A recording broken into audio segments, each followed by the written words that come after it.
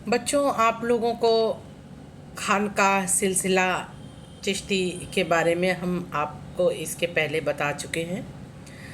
अब हम उनकी उपासना, जियारत, कव्वाली और निर्गुण और अन्य भक्ति परंपराएं और उसमें कौन कौन से कवि हुए हैं उसके बारे में आज हम आपको बताते हैं, जिसको आप ध्यान से सुनिए। चिश्ती उपासना, जियारत या कव्वाली, कव्वाली से भी ईश्वर की को याद किया जाता है। इसके बारे में सुनिए। इस्लामी संसार में सूफी संतों की दरगाह पर जियारत किया जाता है। 5 महान चिश्ती संतों के दरगाह पर प्रत्येक वर्ग एवं समुदाय के लोग अपनी आस्था प्रकट करने जाते हैं। पहला, शेख मोइनुद्दीन चिश्ती अजमेर में, ख्वाजा कुतुबुद्दीन बख्तियार काकी दिल्ली में, शेख फरीदुद्दीन गंज ए शकर अजोधन जो कि इस समय पाकिस्तान में है, शेख निज़ामुद्दीन औलिया दिल्ली में, शेख नसीरुद्दीन चिराग ए दिल्ही दिल्ली में। इनमें सबसे अधिक पूजनीय दरगाह ख्वाजा मोइनुद्दीन चिश्ती का है, जिसे गरीब नवाज भी कहा जाता है। यह दरगाह शेख की सदाचारिता और धर्मनिष्ठा तथा राजसी मेहमानों द्वारा दिए गए प्रश्रय के कारण प्रख्यात है। शेख की मज़ार पर सबसे पहली इमारत मालवा के सुल्तान गियासुद्दीन खिलजी ने 15वीं शताब्दी में बनवाया था। यह दरगाह दिल्ली और गुजरात के जोड़ने वाली व्यापारिक मार्ग पर स्थित है, इसलिए अनेक यात्री यहाँ पर जियारत करने आते हैं। 16वीं शताब्दी आते तक अजमेर की यह दरगाह बहुत लोकप्रिय हो गई थी। इस दरगाह के भजनों ने ही महान अकबर को भी यहाँ आने के लिए प्रेरित किया। अकबर यहाँ कभी अपनी जीत के लिए, कभी अपने संकल्प की पूर्ति के लिए और कभी अपने पुत्रों के जन्म पर लगभग 14 बार अजमेर शरीफ आया। अकबर ने दरगाह के अहाते में एक मस्जिद भी बनवाई। कव्वाली संगीत की वह धारा है जिसके गायन से परमानंद की भावना को उकेरा जाता है। जियारत करने के लिए संगीत भी एक तरीका है। सूफी संत आध्यात्मिक संगीत की महफिल के द्वारा ईश्वर की उपासना में विश्वास रखते हैं। सूफी चिंतकों द्वारा अपने विचारों की अभिव्यक्ति के लिए विभिन्न भाषाओं का प्रयोग।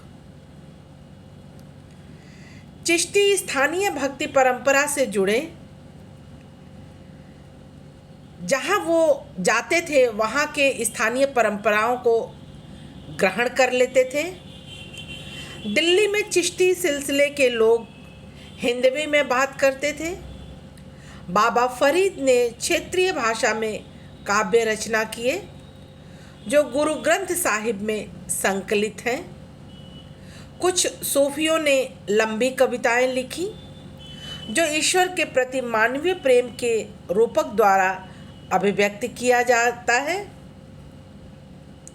जैसे मलिक मोहम्मद जायसी का प्रेमाख्यान पद्मावत, पद्मिनी और चित्तौड़ के राजा रतन सेन की प्रेम कथा पर आधारित है। अक्सर खानकाहों में समा के दौरान ऐसे काव्यों को पढ़ा जाता है। सूफी कविता को एक भिन्न शैली बीजापुर, कर्नाटक के आसपास भी हुई है। 17वीं से 18वीं शताब्दी में यहाँ बसने वाले चिश्ती संतों द्वारा रची गई थी। कुछ रचनाएं लोरीनामा और शादीनामा के रूप में लिखी गई थी। सूफी संत स्थानीय परंपराओं से भी प्रभावित दिखे। लिंगायतों द्वारा लिखे गए कन्नड़ के वचन और पंढरपुर के संतों द्वारा मराठी के अभंगों का भी उन पर अपना प्रभाव है। सूफी और राज्य।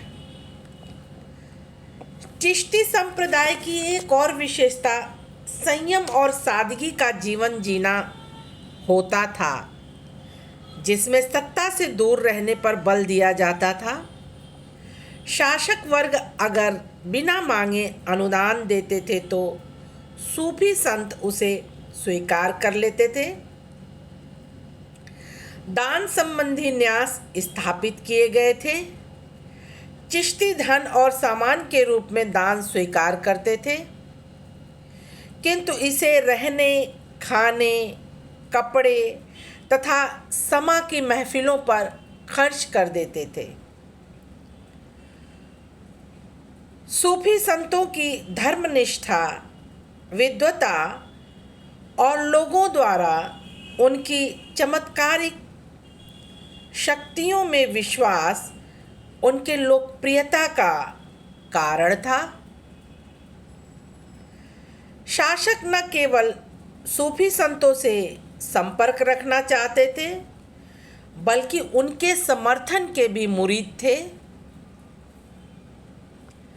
अधिकांश प्रजा इस्लाम धर्म को मानने वाली नहीं थी, इसलिए दिल्ली के सुल्तान सूफी संतों का सहारा लिए, जो अपनी आध्यात्मिक सत्ता को अल्लाह से उत्पन्न मानते थे।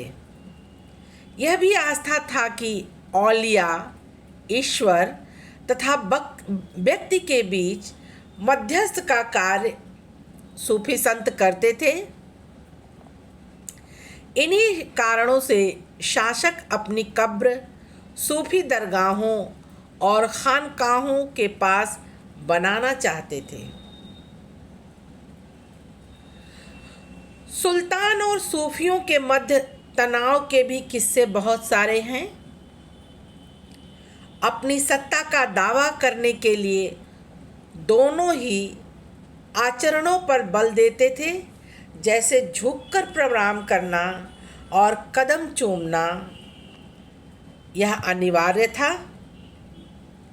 कभी कभी सूफी संतों को बड़े आडंबरपूर्ण पदवी से भी नवाजिश किया जाता था, जैसे शेख निज़ामुद्दीन औलिया के अनुयायी उन्हें सुल्तान उल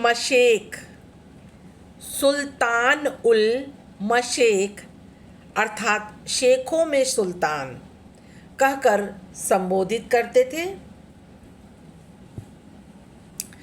अब जो है नई भक्ति धारा, निर्गुण भक्ति धारा भी इसी काल में हुई, जिसमें कबीर और नानक, मीरा, इस तरह के रैदास, ये बहुत सारे कवि हुए हैं जिन्होंने निर्गुण भक्ति की परंपराओं पर बल दिया है।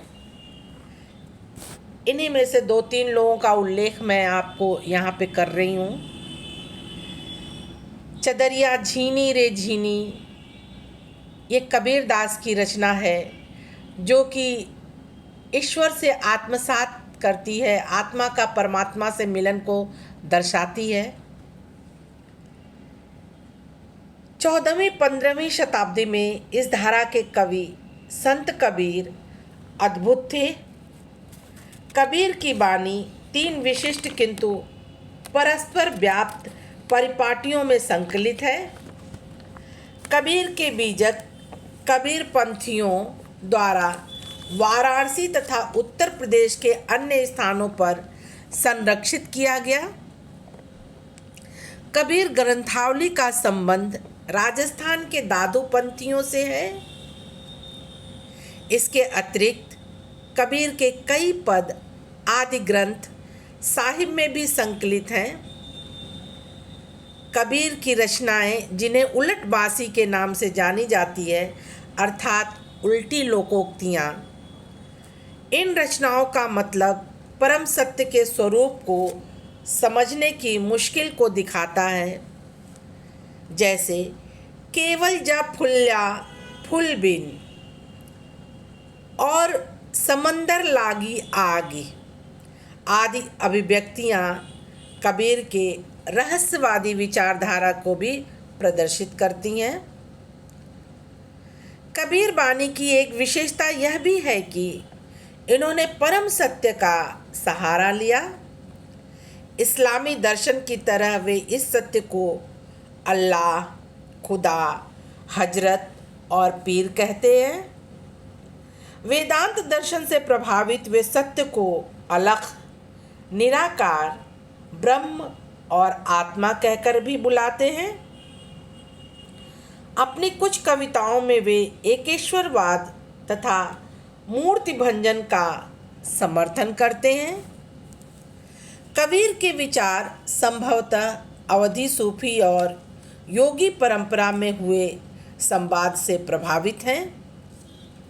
वैष्णव परंपरा में कबीर को जन्म से हिंदू कबीरदास बताया गया है, परंतु उनका पालन पोषण एक गरीब जुलाहे दंपत्ति ने की थी, इसलिए उन्हें इस्लामी धर्म का अनुयायी बताया जाता है।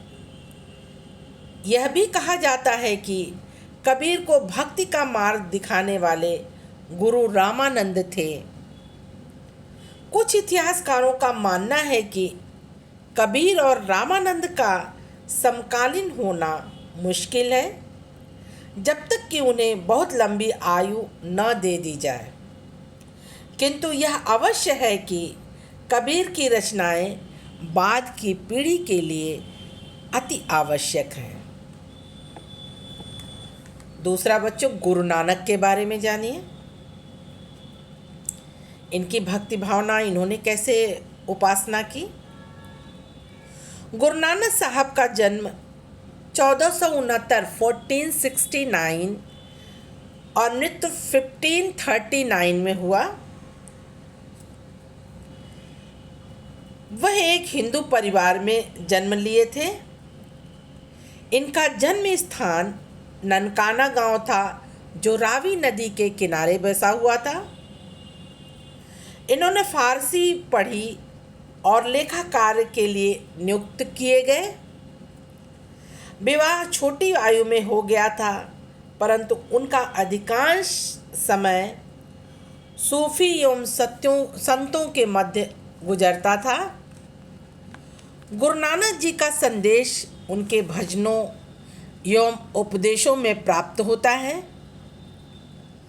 धर्म के बाहरी आडंबरों को उन्होंने अस्वीकार कर दिया था, जैसे यज्ञ, अनुष्ठानिक कार्य, मूर्ति पूजा व कठोर तप आदि। हिंदू मुसलमान धर्म ग्रंथों को भी अस्वीकार कर दिया था। गुरु नानक जी के अनुसार रब का कोई लिंग या आकार नहीं है। उन्होंने रब की पूजा का एक आसान विधि बताया, और वह था निरंतर स्मरण करना और नाम का जाप करना। उन्होंने अपने विचार पंजाबी भाषा में रखे हैं। उन्होंने सामुदायिक उपासना अर्थात संगत के नियम निर्धारित किए। अपने अनुयायी अंगद को अपने बाद गुरु पद पर प्रतिष्ठित किया। पांचवें गुरु अर्जन देव ने गुरु नानक तथा उनके 4 उत्तराधिकारियों बाबा फरीद, रविदास तथा कबीर की बानी को गुरु ग्रंथ साहब में संकलित किया। इसे ही गुरु बानी कहा जाता है। 17वीं शताब्दी में गुरु गोविंद सिंह ने नवें गुरु तेग बहादुर की रचनाओं को भी इसमें शामिल किया। गोविंद सिंह ने ही खालसा पंथ की नींव डाली और उनके 5 प्रतीकों का वर्णन किया। पहला बिना कटे केश, दूसरा कृपाण, तीसरा कच्छा, चौथा कंघा और 5वां लोहे का कड़ा। बाद में यह समुदाय एक सामाजिक, धार्मिक और सैन्य बल के रूप में संगठित होकर सामने आया। तीसरा बेटा मैं मीराबाई के बारे में बता रही हूँ, उसे भी सुन लो। 15वीं से 16वीं शताब्दी की भक्ति परंपरा की सबसे महत्वपूर्ण कवियत्री हैं मीराबाई। मेवाड़ के मेड़ता जिले की राजपूत की राजकुमारी थीं। उनका विवाह उनकी इच्छा के विरुद्ध मेवाड़ के सिसोदिया कुल में कर दिया गया था। उन्होंने अपने पति की अवहेलना करते हुए पत्नी और माँ के दायित्वों का निर्वहन करने से इनकार कर दिया। विष्णु के अवतार कृष्ण को अपना पति मानते हुए अपनी भक्ति रचनाएं करने लगी। उनके ससुराल वालों ने उन्हें विष देने का भी प्रयास किया। राजभवन से निकलकर वह एक संत बन गई। कुछ किंवदंतियों के अनुसार मीराबाई के गुरु रैदास थे, जो एक चर्मकार थे। मीरा ने जातिवादी रूढ़ियों का उल्लंघन किया।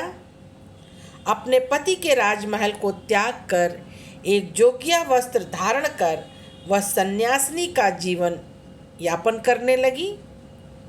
उनके रचित पद आज भी गाए जाते हैं। बच्चों, भक्ति सूफी समुदाय चैप्टर यहाँ समाप्त हो जाता है। इसके नोट्स बना लीजिएगा।